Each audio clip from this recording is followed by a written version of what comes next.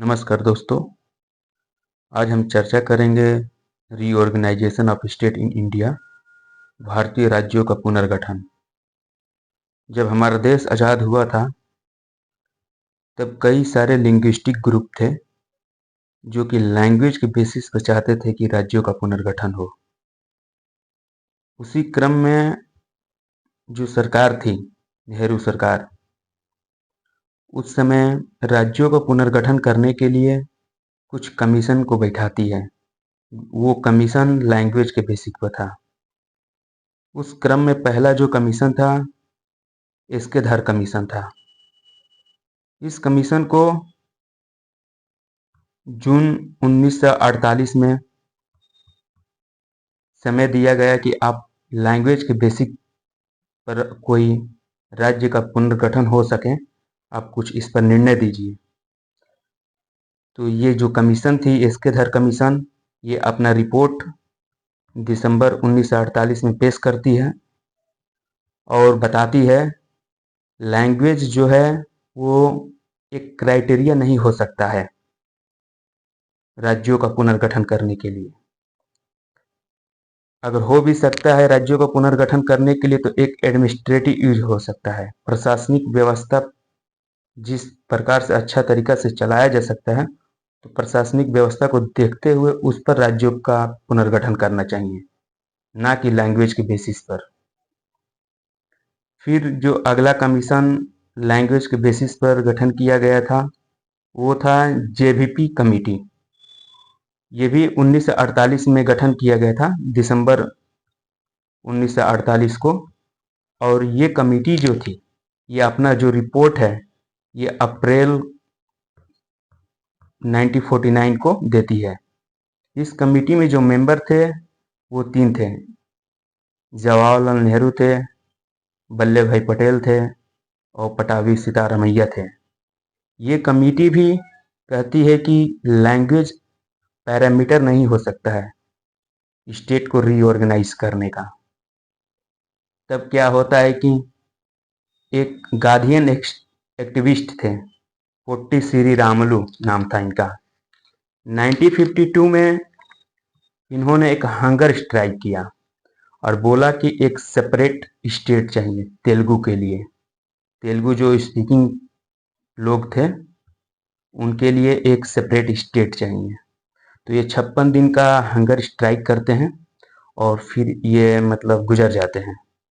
तब इसका जो कॉन्सिक्वेंसेस जो है, देश में क्या होता है कि रॉयट्स होने लगते हैं, दंगा होने लगते हैं, प्रोटेस्ट होने लगते हैं नेहरू गवर्नमेंट के अगेंस्ट में। तब जाकर नेहरू गवर्नमेंट जो थी झुकती है और वो फर्स्ट जो लिंग्विस्टिक जो स्टेट बनाती है वो है आंध्र प्रदेश। आंध्र प्रदेश को फर्स्ट लिंग्विस्टिक स्टेट बनाती है लैंग्वेज के बेसिस पर अक्टूबर 1953 में। उसके बाद जब ये Andhra Pradesh state linguistic basis पर बनता है, बाकी और सारे जो राज्य में जो लिंग्विस्टिक ग्रुप के लोग थे उधर से भी आवाज़ आने लगता है कि हमें भी लैंग्वेज के बेसिस पर स्टेट बनाया जाए। तब इसी क्रम में एक फजल अली कमीशन का गठन किया जाता है नेहरू के द्वारा, जो हमारे प्रधानमंत्री थे उस समय। तो नेहरू जी के द्वारा जो ये फजल अली कमीशन का गठन किया जाता है, उस कमीशन के जो चेयरमैनशिप कर रहे थे वो खुद एक फजल अली थे। और ये 3 मेंबर की कमेटी थी। जो 3 मेंबर में एक बता दिए फजल अली थे, दूसरा जो थे हृदयनाथ कुंजरू थे और तीसरा जो व्यक्ति थे केएम पानीकर थे। ये कमेटी का जो गठन होता है दिसंबर 1953 को गठन होता है और ये कमेटी जो है रिपोर्ट अपना सितंबर 1955 को पेश करती है। जब ये कमेटी अपना रिपोर्ट पेश करती है तो कहती है कि यस, स्टेट जो है उसको रीऑर्गेनाइज करने के लिए एक लैंग्वेज पैरामीटर हो सकता है। कमीशन इस चीज़ को एक्सेप्ट करती है कि language can be a parameter to form state. लेकिन ये भी रिजेक्ट बात को करती है कि वन लैंग्वेज वन स्टेट नहीं होना चाहिए, क्योंकि भारत में देखा जाए तो बहुत सारे डायलेक्ट्स हैं, बहुत सारे लैंग्वेज के लोग हैं। जब एक लैंग्वेज एक राज्य कर दिया जाएगा तब दिक्कत हो जाएगा। और जो इसका जो मेजर यही था कि अगर जो मेजर रूप से अगर जो एक लैंग्वेज है उस आधार पर एक राज्य को, मतलब एक लिंग्विस्टिक ग्रुप को एक राज्य बनाया जा सकता है। लेकिन अब छोटा छोटा लैंग्वेज एरिया में लोग बोलने वाले हैं, उस आधार पर एक लैंग्वेज और एक स्टेट बनाने से ये कमीशन जो है मना करती है, लेकिन फिर भी ये एक्सेप्ट करती है language can be a parameter to form a state. और ये कमीशन ने और एक कंडीशन इसमें बताया, कंडीशन बताया कि राज्यों का जो फॉर्मेशन होगा लिंग्विस्टिक बेसिस पर, तो उन लोगों का कर्तव्य होगा कि जो भी यूनिटी है और सिक्योरिटी है देश का, उसको प्रिजर्व रखना है और लिंग्विस्टिक और कल्चरल होमोजेनिटी को बरकरार रखना है।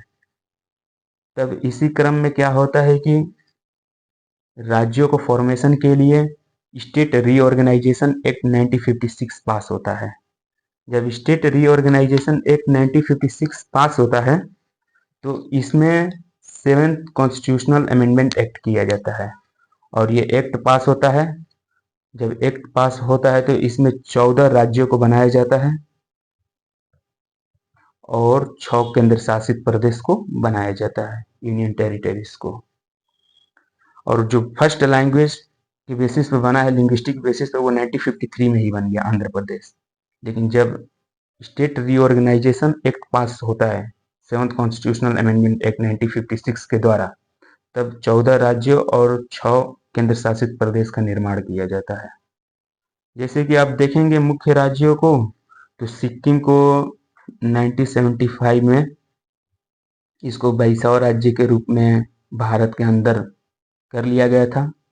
सिक्किम स्टेट का रीऑर्गेनाइजेशन हुआ। उसके बाद देखा जाए, ये है, यहाँ देख लीजिए, यहाँ 14 स्टेट है जो 1956 में बनाया गया और 6 ये जो यूटी से केंद्र शासित प्रदेश हैं। और भी बाद में चलकर और भी राज्यों का पुनर्गठन हुआ। अब जब सन 2000 में देखेंगे तो मध्य प्रदेश से छत्तीसगढ़ को अलग कर दिया गया, फिर उत्तर प्रदेश से उत्तराखंड को अलग कर दिया गया, यहाँ बिहार में जो था ये झारखंड को अलग कर दिया गया।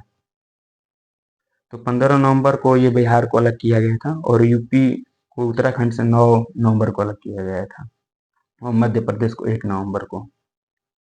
और भी जो राज्य अभी फिलहाल देखेंगे 2014 में, तो 2014 में देखेंगे तो आंध्र प्रदेश से तेलंगाना को अलग कर दिया गया था।